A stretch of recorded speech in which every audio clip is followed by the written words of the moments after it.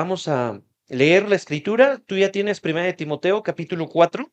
Por favor, dime sí, amén, como quieras. Estamos leyendo la Nueva Biblia de las Américas, ¿de acuerdo?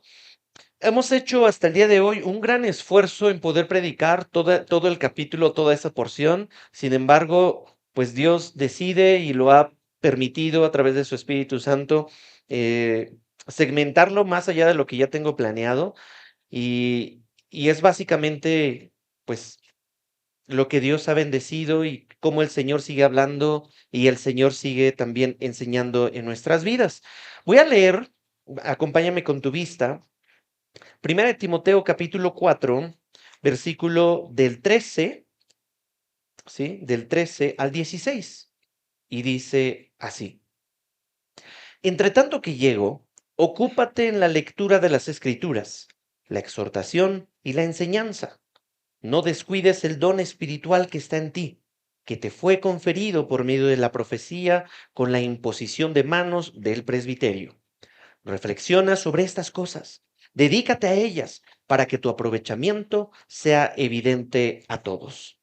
Ten cuidado de ti mismo y de la enseñanza. Persevera en estas cosas, porque haciéndolo asegurarás la salvación tanto de ti mismo como para los que te escuchan. Vamos a orar. Dios, gracias por darnos esta porción bíblica que ha sido muy rica. La hemos desmenuzado poco a poco y hasta el día de hoy, Señor, seguimos paladeando tus principios bíblicos en nuestras vidas. Háblanos el día de hoy a través de tu palabra y con tu Espíritu Santo para que cada uno de nosotros pueda recibir esta enseñanza, esta instrucción. Abre nuestro entendimiento, Padre, porque muchos venimos con tantas cosas en la cabeza. Algunos vienen cansados del trabajo, cansados de la ciudad, agotados. Y sé tu Señor, haciéndolos descansar en tu santa presencia, ahorita, con tu Espíritu Santo, para que ellos puedan disfrutar este tiempo de comunión mientras leemos en voz alta tu palabra. Háblanos, Señor, y también confróntanos para no salir igual que como llegamos. En el nombre de Cristo. Amén y amén.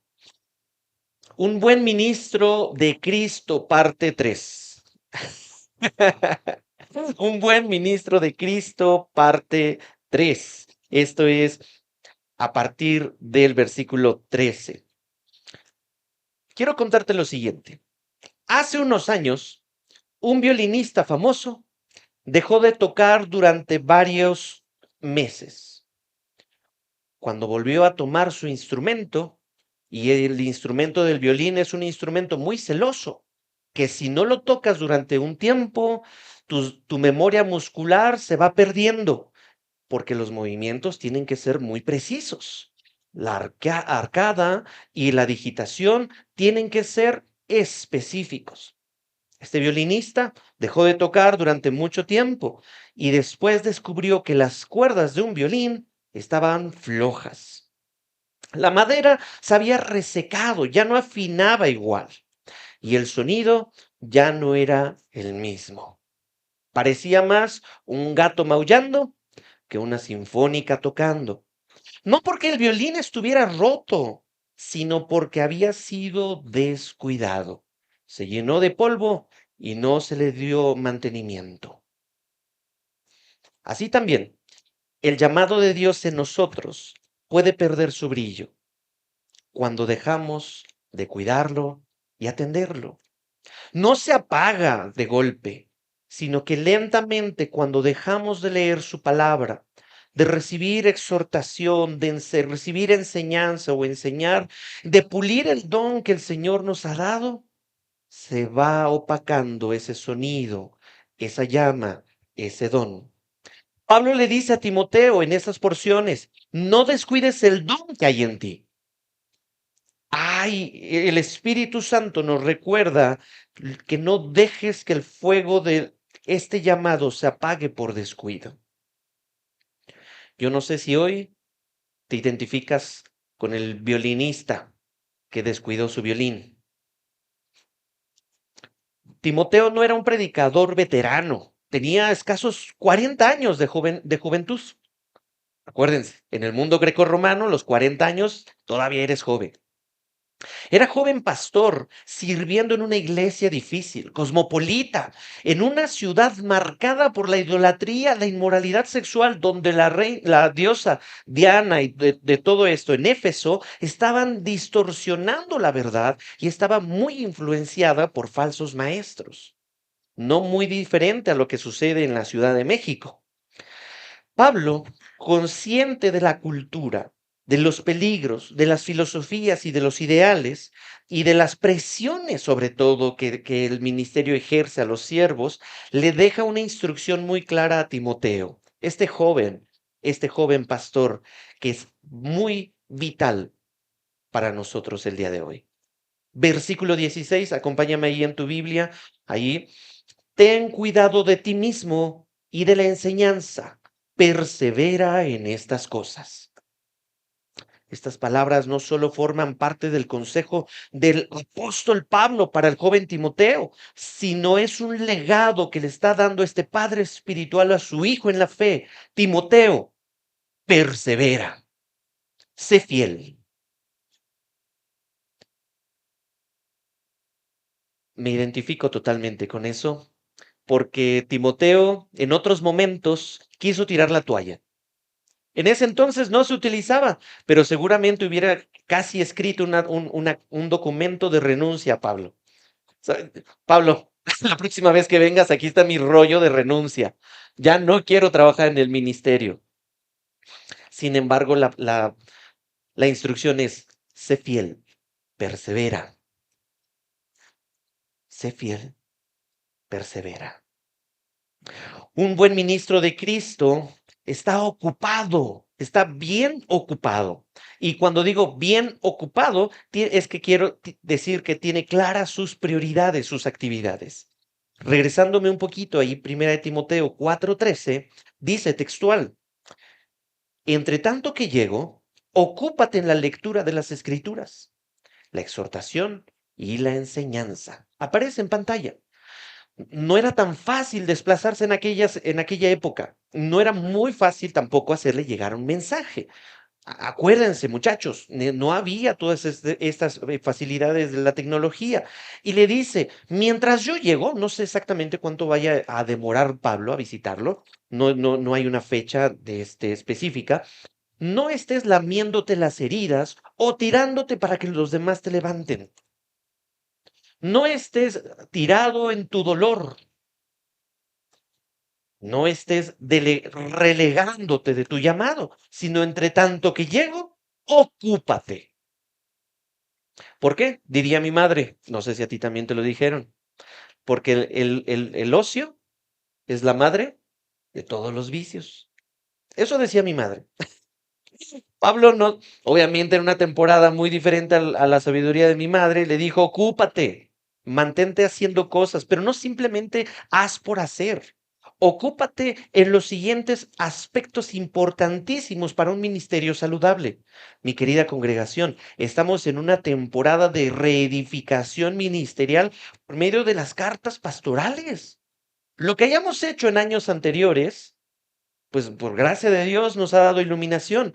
En estas cartas pastorales, Dios nos está dando la oportunidad para corregir lo deficiente. Mientras estás ahí, Timoteo, ocúpate. La palabra ocuparse, algunos teólogos o eruditos decían, déjate absorber, dedícate. Y los jóvenes gamers saben de qué estoy hablando cuando se dejan absorber por un nuevo videojuego. Mi niño de 6 años, le compramos no me juzguen, no me apedreen, por favor. Le compramos un videojuego nuevo.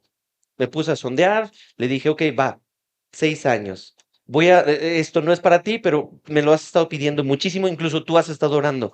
Te voy a comprar Minecraft. No me apedreen, por favor. Bien, se lo descargamos allí en la pantalla, en el iPad, en todo. Día uno. Dije, hoy no puedes jugar. Dijo, ya es muy tarde. Mañana. Mi niño estuvo pensando toda la noche, no pudo ni dormir. Y al día siguiente, mientras jugaba, se teletransportó y ya no hubo conexión con la realidad. ¿Tienes hijos que se han absorto en los videojuegos? O a lo mejor tú eres el absorto en los videojuegos. O puede ser cualquier actividad, ¿eh? El punto es que le estás dedicando tiempo. Y yo también le dediqué mucho tiempo en mi adolescencia a los videojuegos. No voy a decir cuáles para que no me apedreen más. El punto es de que perdí muchos días, invertí muchos días y entonces casi me vuelvo otaku, ¿no? Sin bañarme y todas esas cosas. Sin tener noción del tiempo, si era domingo, si era lunes en mis vacaciones. Creo que todos sabemos qué significa dedicarse o dejarse absorber por una actividad. El punto aquí que Pablo le está diciendo a Timoteo es, ocúpate. Así como tú y yo ya entendemos que es dejarse absorber por una actividad, así, ocúpate, pero en la lectura de las escrituras. Pablo le está diciendo, dedícate a ellas, a la palabra de Dios.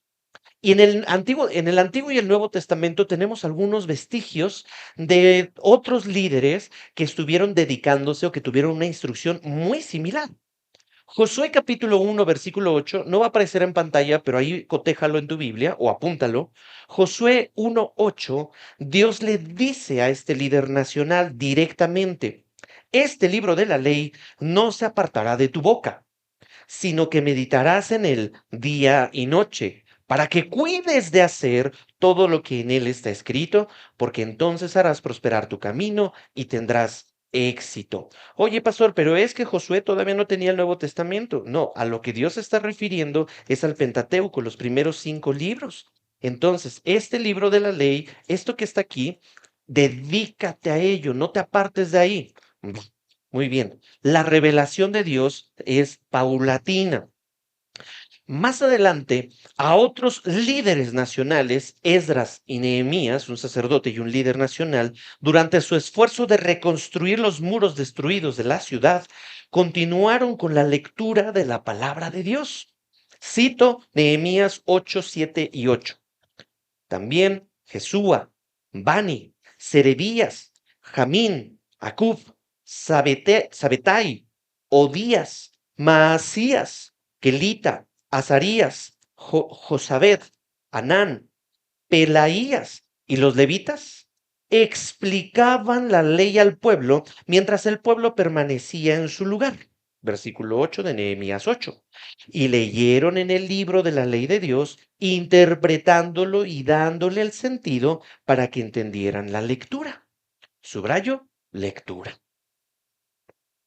Estos líderes nacionales se dedicaron a abrir lo que había sido revelado hasta ese momento. No tenían, insisto, todavía el Nuevo Testamento, pero lo que tenían, esos rollos, los leyeron y los interpretaban. Y me encanta porque de repente yo dije, voy a censurar, voy a quitar todos estos nombres. Pero dije, no, hay evidencia de que estos levitas tenían una costumbre. Leían. En el Nuevo Testamento tenemos el magnífico ejemplo de nuestro Señor Jesucristo. Por si lo anterior no fue poco y tú decías, sí, pero pastor, leer no es para tanto, es como nomás para los maestros, pastores y los universitarios. Bueno, si tú eres cristiano, déjame darte una costumbre que nuestro Señor tenía. Lucas capítulo 4, versículo 16 dice, Jesús llegó a Nazaret, siendo un jovencito, llegó a Nazaret, donde había sido criado, y según su costumbre, subrayo, su costumbre de este jovencito, entró en la sinagoga, el lugar de reunión de los judíos de aquella época, un lugar como el que tenemos aquí el día de hoy. Entonces, entró en la sinagoga el día de reposo, que era el sábado, y se levantó a leer. La costumbre de Jesucristo era ¿qué? Los días sábados o el día de reposo, leer la escritura, los rollos que estaban disponibles. Ujú. No agrega más el Nuevo Testamento acerca de esta costumbre, pero los miembros de la iglesia primitiva, años más adelante, leían públicamente los rollos del Antiguo Testamento y algunas cartas apostólicas. Hechos de los Apóstoles, capítulo 15, versículo 21, dice, porque Moisés, desde generaciones antiguas, tiene en cada ciudad quienes lo prediquen, pues todos los días de reposo es leído en las sinagogas. ¿Qué quiere decir? ¿Que leían la biografía de Moisés? No, no, no, no, sino que leían los libros que fueron inspirados a Moisés, que es el Pentateuco. Entonces, en la iglesia primitiva acostumbraban leer en el día de reposo la, la Torah, la Torah o el Pentateuco, lo que había sido revelado hasta ese momento.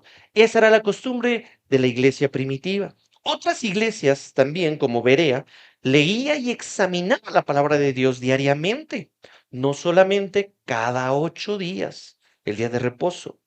Hechos capítulo 17, versículo 11, dice, estos, los de la iglesia de Berea, eran más nobles que los de Tesalónica, pues recibieron la palabra con toda solicitud, escudriñando diariamente las escrituras para ver si estas cosas eran así. Los de la iglesia de Berea escudriñaban, no tan solo leían, y lo hacían diariamente. Otras iglesias que leían la palabra de Dios en el Nuevo Testamento, en Primera de Tesalonicenses capítulo 5, versículo 27, dice, les encargo solemnemente por el Señor que se lea esta carta a todos los hermanos, dijo Pablo a la iglesia de Tesalónica.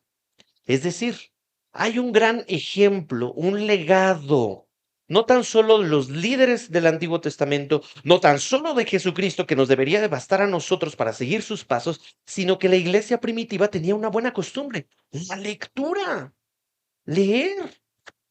Y yo no sé cuántos libros lees al año, ¿sí? La otra vez mi esposa estuvo haciendo cuentas de cuántos libros lleva leídos al año, pero más allá del número de libros leídos al año, yo no digo mi número porque si no me avergüenzo delante de ella, es que hay un beneficio detrás de la lectura.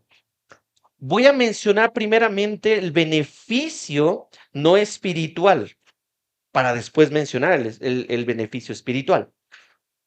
No es de mucho escudriñarle. Los beneficios de la lectura o intelectuales o para favorecer el proceso cognitivo es que amplía el conocimiento, ¿sí? Desarrolla las capacidades mentales de manera integral. En alguna ocasión, cuando yo trabajaba en un colegio bíblico y habían, perdón, en un colegio cristiano y habían muchos pastores que venían y todo, una vez alguien dijo, y me acuerdo muy bien, fue una hermana en Cristo que estudió medicina, psicología y estudió y era hermana en la fe o era cristiana. Y dijo, es que de repente me enoja mucho porque a los cristianos nos tachan como cristianos fat. Yo le dije, ¿a qué te refieres con cristianos fat? Una doctora, una médico y, pues muy bien versada. Me dijo, sí, es que los de afuera ven a los cristianos fat, feos, aburridos y tontos. Y ella me dijo, por eso yo estudié 2 carreras. Y wow. Y era un agasajo, era de mucha bendición platicar con ella, porque entendía muy bien que no era el conocimiento lo que le daba una posición mayor, sino que era de mucha bendición porque tenía una perspectiva bíblica con respecto a las posturas del mundo. Yo dije, wow. Un beneficio de la lectura es que aumenta la concentración y la memoria, contrario a lo que las redes sociales a través del brain rot o estos videos que simplemente son repeticiones del mismo sonido, imágenes todas eh, bizarras y pum, pum, pum, pum, pum, pum, pum. Hace 2 semanas fuimos al hospital a checar la salud de mi niña y fuimos a comer ahí al pasaje que está a un lado allá en la Moctezuma. un lugar que recomiendo mucho comer ahí porque la comida está deliciosa. Pero había una pantalla y había un niño viendo la televisión. Sus papás, que eran dueños de ese restaurancito, le dieron chance de prender la televisión. Y nos sentamos ahí, y el niño a todo volumen con su tele y dándole desliz y screen y dándole eh, scrollear, gracias, una y otra vez, y ruidos y sonidos. Y le dije, es que no es, yo estoy comiendo aquí con mi... Entonces, estábamos ahí comiendo y nos distrajo un montón, porque esos videos simplemente estaban generando mucho ruido. Estaban generando más ruido de lo que nosotros estábamos generando con nuestra plática. La lectura nos va a ayudar a concentrarnos y a memorizar un poco más. Otro beneficio es que estimula la imaginación y la creatividad. Hemos hecho un esfuerzo por comprar libros para niños, de que mis hijos, en lugar de pedir el celular, puedan leer. Y la otra vez hicimos cuentas y leyeron, ¿cuántos libros leyeron la otra vez que hicimos cuentas? 6 libros, mis niños, cada uno. ¿A poco sí? Sí. Oye, ¿y pueden también esos que tienen ilustraciones? Pues en su capacidad, sí. En su edad, claro que sí. La lectura mejora la expresión oral y escrita. Entre más lees un libro, entre más lees pues libros de calidad, libros que con autores que valgan la pena leer, van a aumentar tu acervo, ¿sí? Verbal, tu escritura, tu expresión. También despierta el pensamiento crítico. Y no tan solo empiezas a creer todo lo que en redes sociales se arrojan. Ujú. Hay beneficios incluso emocionales y personales, porque leer un libro que a ti te enganche, pues va a ayudar a reducir el estrés. Hay algunos libros que mi esposa ha leído que son de novela, hay otros libros que yo he leído que son como de intriga. Yo digo, wow, me ayuda, porque yo también tengo que bajarle al consumo de redes sociales. Otro beneficio es que desarrolla la empatía, porque tú vas leyendo la descripción, tú vas leyendo la historia de otros y entonces dices, wow, yo no sabía que tal pastor, tal biografía o tal personaje en la historia estaba sintiendo eso. La próxima vez que se me presente otra persona, puedo lograr empatizar con él, sentir la misma emoción y te brinda la lectura un gran placer. ¿A poco no? Cuando uno lee un buen libro, dices, sentí que valió el tiempo. Cuando te sientas ahí en ese lugar, con tu bebida favorita, sin que nadie te moleste, o un tiempo para ti, lo vas leyendo. Hay beneficios en la lectura. Y por supuesto hay beneficios espirituales. ¿Por qué? Porque la lectura de la misma palabra de Dios va a fortalecer tu fe. La lectura o el beneficio de leer la escritura va a renovar tu mente. Y otro beneficio es que te va a proveer dirección y discernimiento. Y por último, por si fuera poco, la lectura de la palabra de Dios va a ayudar en tu comunión con el Padre. Así que beneficios, alfa aventar para arriba en la lectura. No es como simplemente, mis queridos hermanos mexicanos, que batallamos con el hábito de la lectura. No es un hábito simplemente para otro tipo de países o cultura. Yo sé que en la Ciudad de México a veces no se puede leer porque dedicas 2 o 3 horas o más para transportarte. Pero hay estrategias. Búscate un audiolibros. No, si no, luego no me concentro. Pues búscate otra estrategia. Seamos creativos en eso, ¿no? El punto aquí es, y en regreso a la carta de Timoteo, es que las iglesias cristianas modernas deberíamos mantener este mismo distintivo, comprometido con una vida espiritual saludable, derivada directamente de la palabra de Dios. El doctor Lucas Leis doctor en Derecho y en Neurociencia, menciona en uno de sus libros, El liderazgo generacional, que el mensaje de Dios es eterno. El método es temporal. Quiero tener mucho cuidado con esa declaración, porque los líderes cristianos debemos orar por sabiduría y por creatividad para usar las formas de comunicación de forma innovadora.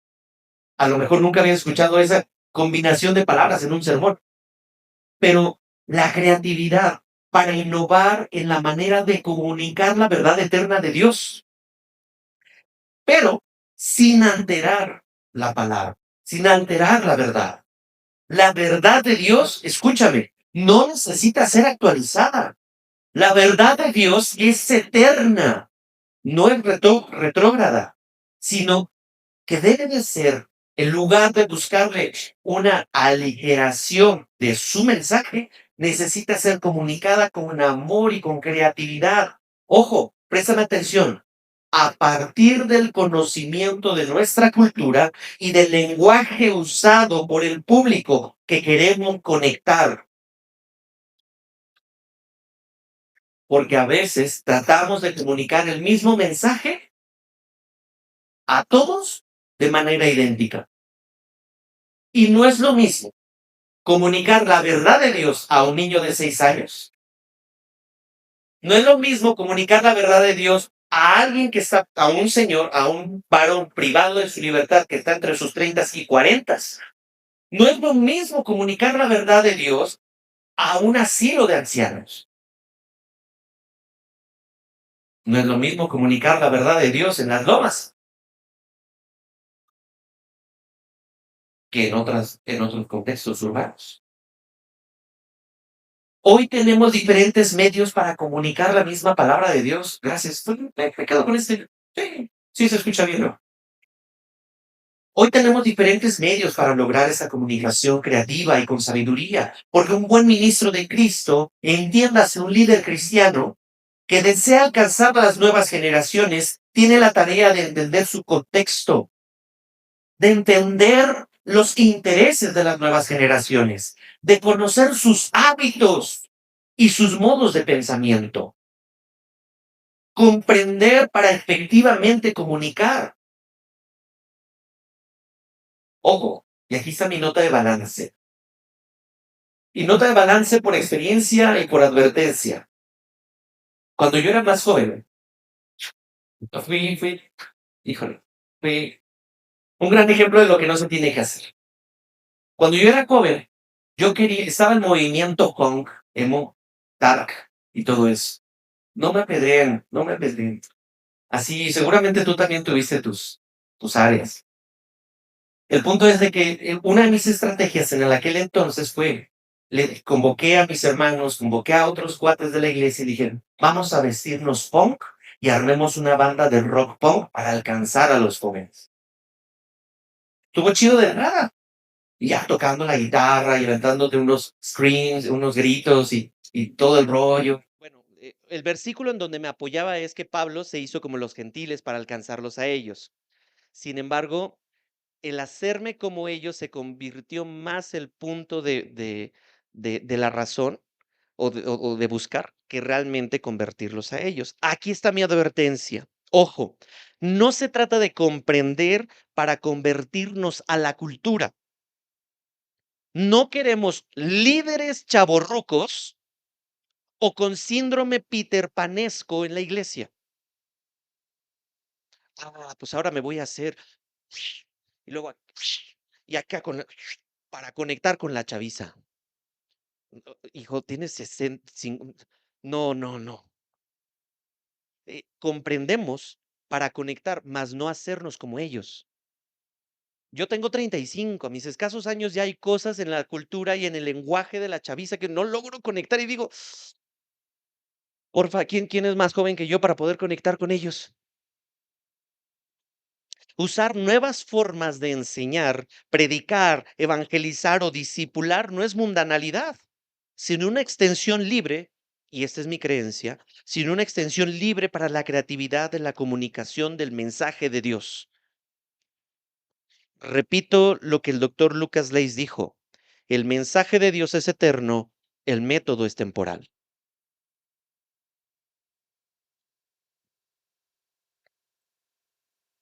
Hay que evitar dos extremos en medio de esta creatividad de comunicación. El tradicionalismo rígido, que se centra mayormente en idolatrar las formas, desconectando el corazón. ¿Han conocido?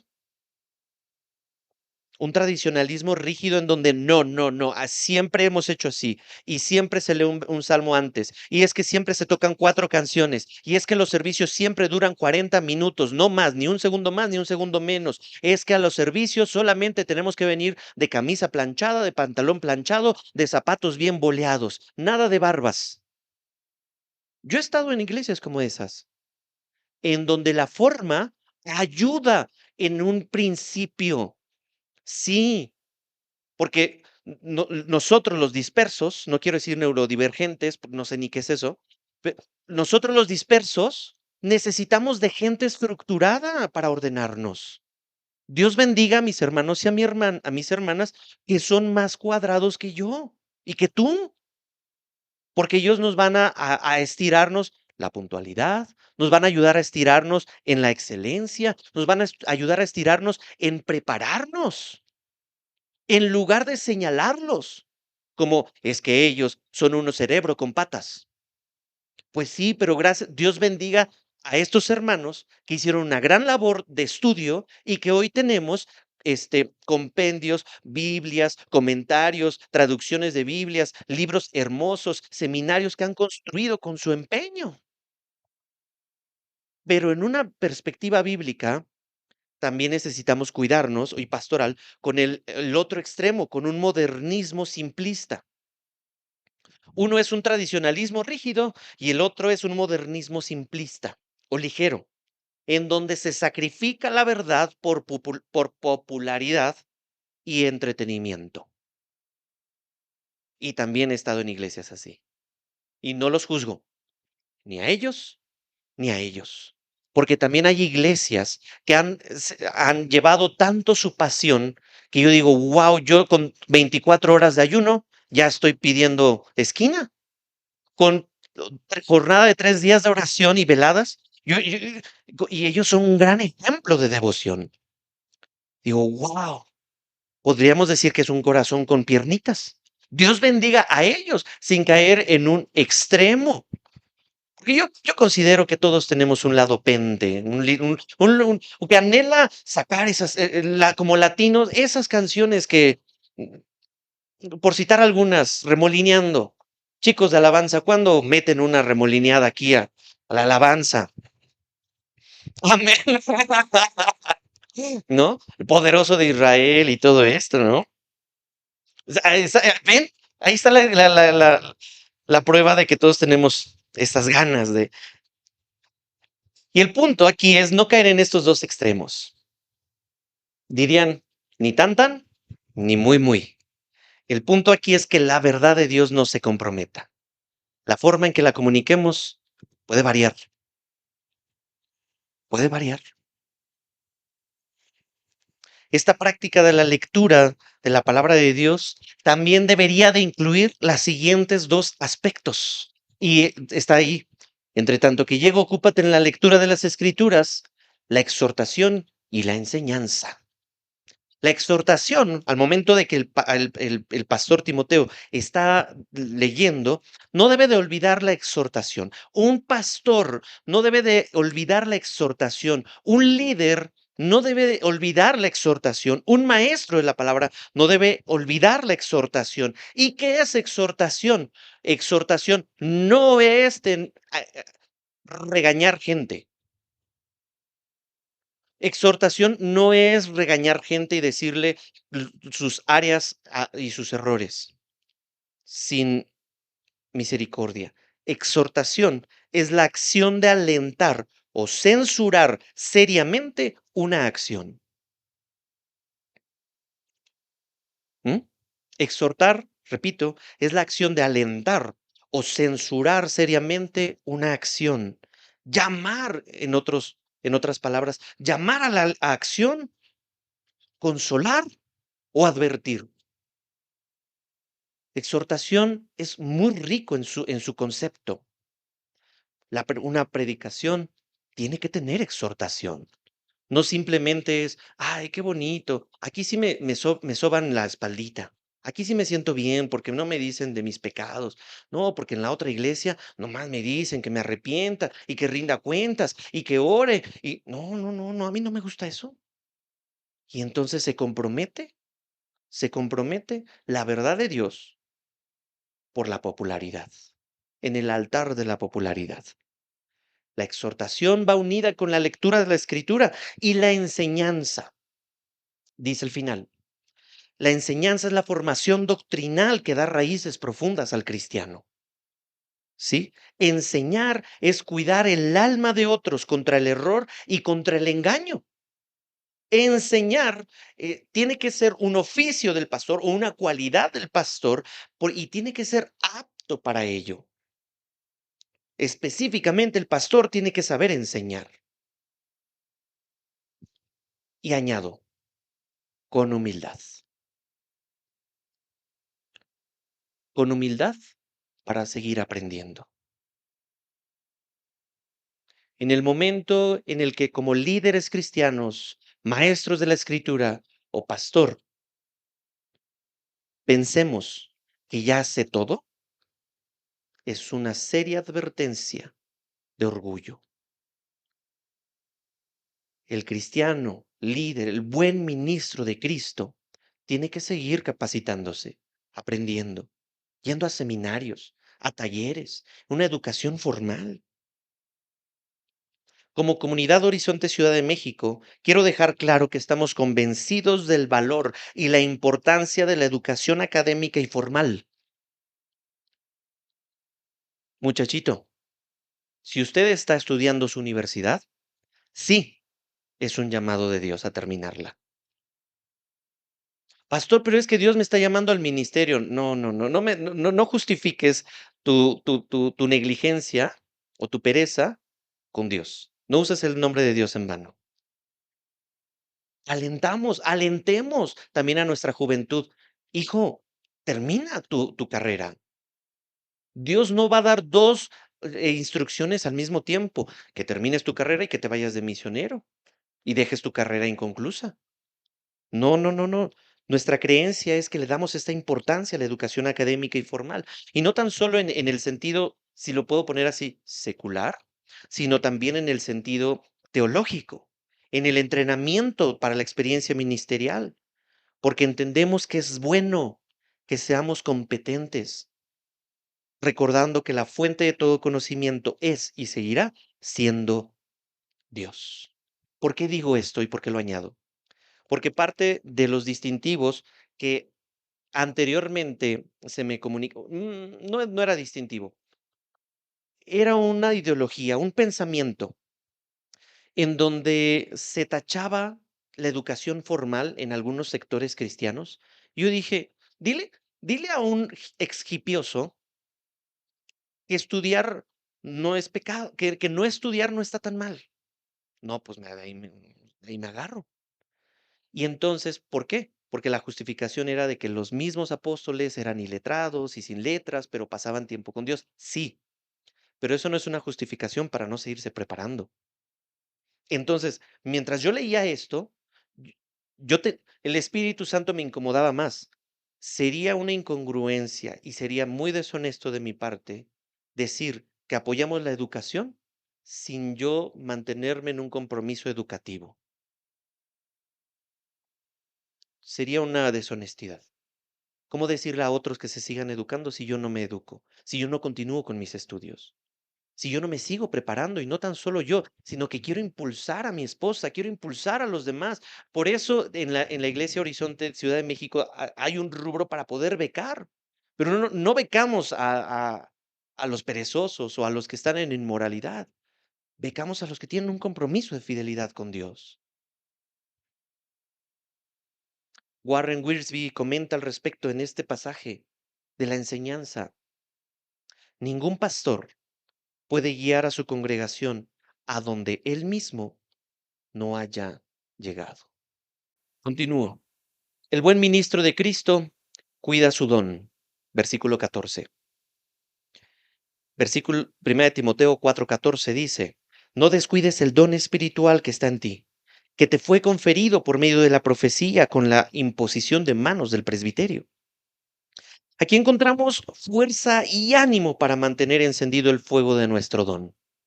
Y no, no es el esposo con que te casaste. Es ese regalo de Dios que te dio a ti como hijo de Dios en el momento en el que Jesucristo repartió sus dones. Y sí, todo cristiano, todo cristiano tiene por lo menos un don. Pablo no especifica qué don, porque si no caeríamos en la idolatría de decir, es que solamente los que tienen ese don tienen que ser pastores. Ya nos conocemos, idolatramos cualquier cosa. El punto aquí es el don que no está especificado y que puede ser entendido tú y yo, decir, wow, solo tú y Dios saben cuál es ese don. Y existen algunos test humanos en la web que te pueden ayudar a descubrir ese don que tienes. Está padre, hazlo sin problema. Te lo comparto en los links o tú puedes ponerla ahí en Google. eh, Test de don espiritual, ¿no? Y te van a aparecer un montón y al final te dan tu calificación y te dan una pequeña descripción de lo que significa ese don. Está muy bien, pero eso no es definitivo. Quien define realmente qué don tienes es Dios y tú. Ese test te va a ayudar a orientar un poquito o tal vez a confirmar el don que te da miedo aceptar. Porque algunos pueden tener el don de dar, de misericordia, entre otros. No, no, no, no, no. Dar, no, no, no, no. Ser hospedador, no, no, no, no. No, a mí no. El don espiritual que Dios te dio necesita ser nutrido, ejercitado, fortalecido. Quiero irme con cuidado aquí, porque hay algunos que han tenido y recibido de parte del Dios el don. Ojo, no te lo dio un hombre, Dios mismo te lo dio en ser pastor. Ese don espiritual que Dios te dio necesita ser nutrido, ejercitado, fortalecido. El llamado no se conserva automáticamente, se renueva día a día en oración, servicio y obediencia. Un ministro sin pasión, sin fuego por su llamado, terminará sirviendo solo por costumbre.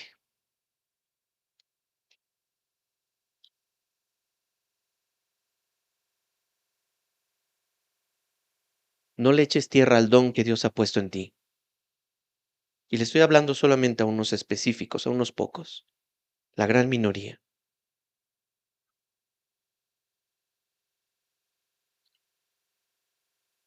Cuando este versículo dice, no descuides el don espiritual que está en ti, que te fue conferido por medio de la profecía con la imposición de las manos del presbiterio, no quiere decir que, bueno, entiéndase, presbiterio, conjunto o grupo de ancianos, ¿no?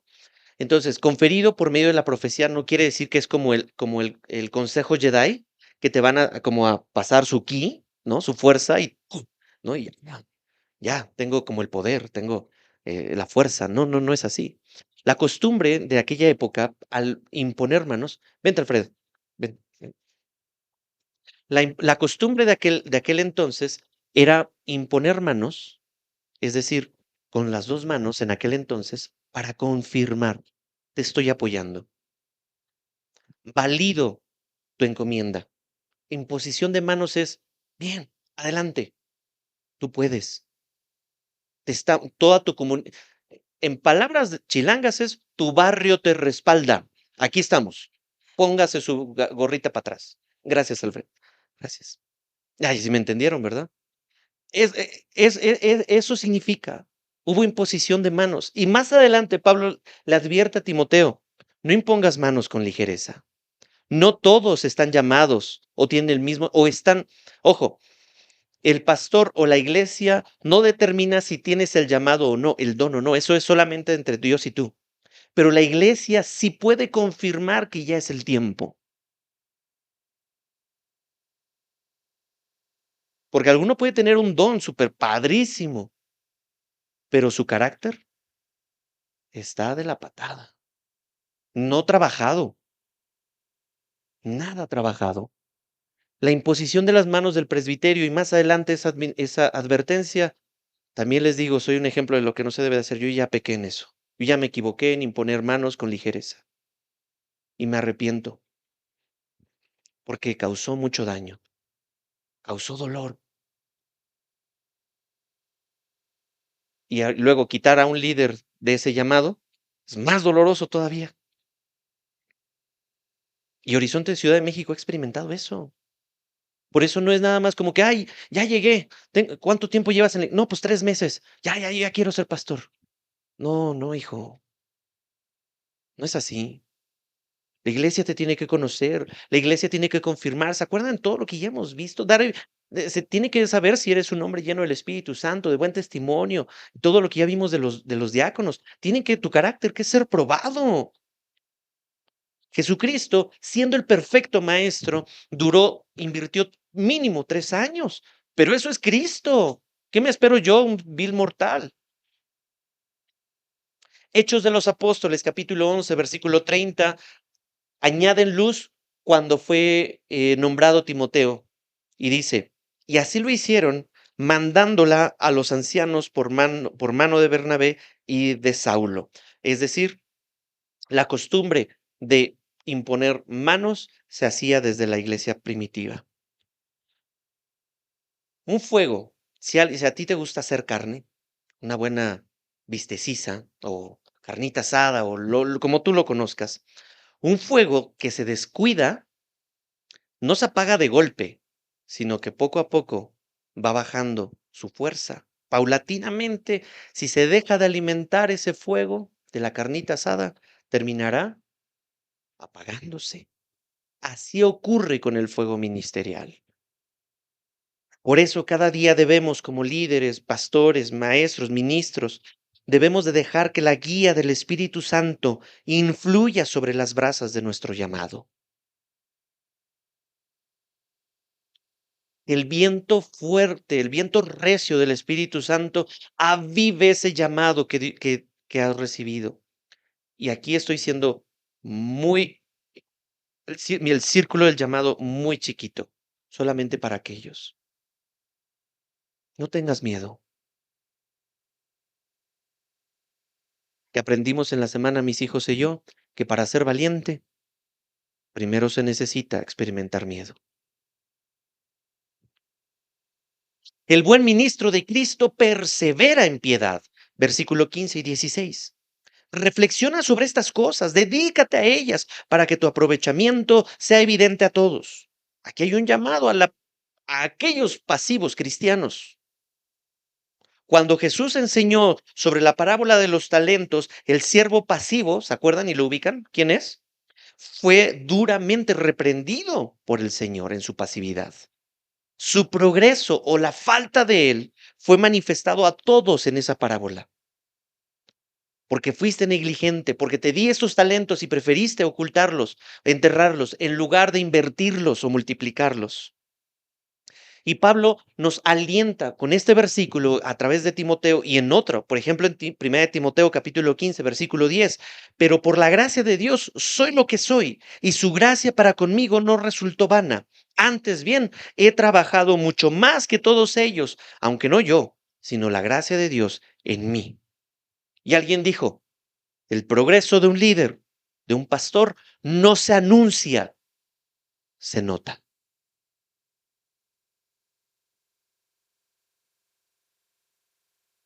El versículo 16 termina. Ten cuidado de ti mismo y de lo que enseñas. Persevera en estas cosas, porque haciéndolo asegurarás la salvación tanto de ti mismo como para los que te escuchan. Es decir, y en otras palabras, ten cuidado en tu vida privada, en tu vida personal, y ten cuidado también de tu vida pública. Si es que pudiéramos, en la honestidad y en la integridad cristiana, separar vida pública de privada. Porque yo creo que la vida pública y la vida privada para un cristiano que vive en integridad es lo mismo. Nada de que soy uno en la iglesia, con los hermanos, en la escuela y en el trabajo, y en la casa soy otro. Creo que eso no es compatible. Un pastor, líder o maestro que enseña correctamente, pero vive mal, destruye su credibilidad, su confianza. Repito, un pastor, líder o maestro que enseña correctamente, pero vive mal, destruye su credibilidad y empaña el mensaje de Dios. Eso sí debería de darnos coraje como Cristo cuando levantó las mesas, de airarnos. Primera de Corintios 10:12 dice, por tanto, el que cree que está firme, tenga cuidado y que no se caiga.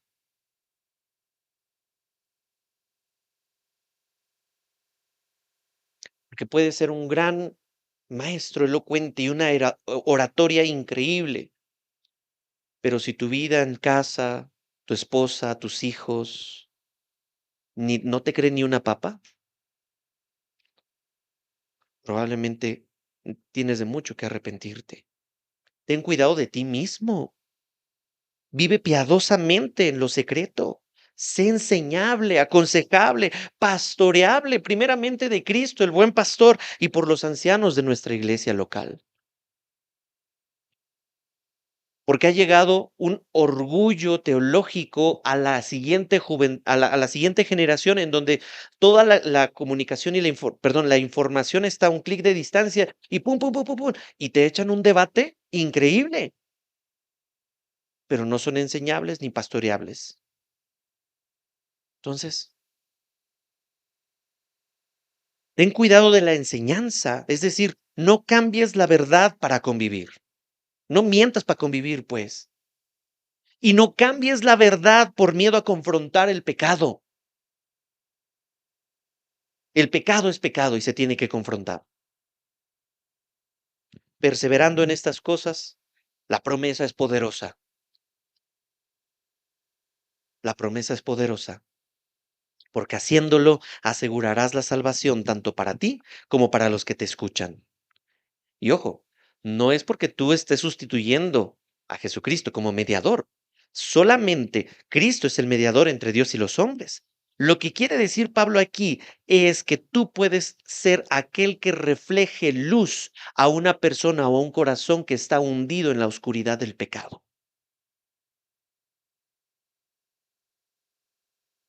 Tú puedes reflejar esa luz. No es que conviertas. El Espíritu Santo, como lo dijimos la semana pasada, es quien trae convicción de pecado. Pero tú puedes ser un buen reflejo, un buen ejemplo de Dios. No es que nosotros salvemos a las personas, sino que la verdad y quien habita en nosotros como vasos de barro frágiles es quien va a impactar y traerle salvación. Y es mucho más confiable escuchar a una persona que es congruente entre lo que dice y hace y decir, sí, yo quiero eso que tanto se deleita el predicador. En lugar de decir como muchos, no, para ser como tú, mejor me quedo donde estoy. ¿Cómo se ve esto? Bueno, voy a resumirlo así. Pablo le enseña a Timoteo tres aspectos que siguen siendo el corazón de un ministerio saludable. El buen ministro de Cristo ocupado está en la palabra. El buen ministro de Cristo cuida su don. El buen ministro de Cristo persevera en integridad. El ministerio cristiano no es una carrera de velocidad, sino un caminar diario a procesarnos, porque ahorita está de moda esa palabra, disfruta tu proceso, disfruta tu... Es un caminar diario a procesarnos a la imagen de Cristo mientras caminamos con otros al mismo fin. El buen ministro de Cristo no busca ser carismático,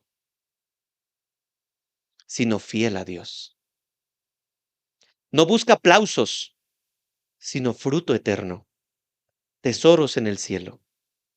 El buen ministro de Cristo no busca reconocimientos del hombre, sino ser conocido íntimamente por su Señor, Jesucristo. Reflexiona en estas dos preguntas y con esto termino. ¿Qué tanto estoy cuidando mi vida espiritual y mi doctrina? Lo que aprendo y lo que enseño. Y segundo, ¿qué don o llamado me ha confiado Dios que quizá he descuidado? Que Dios bendiga su palabra. Déjenme orar por todos nosotros. Señor, hay muchas adversidades. Timoteo enfrentó muchos obstáculos. Menosprecio a su juventud, idolatría en la cultura, inmoralidad en los ritos religiosos, enseñanzas engañosas. Hoy, Padre, seguimos enfrentándonos a todo esto y se va a poner peor.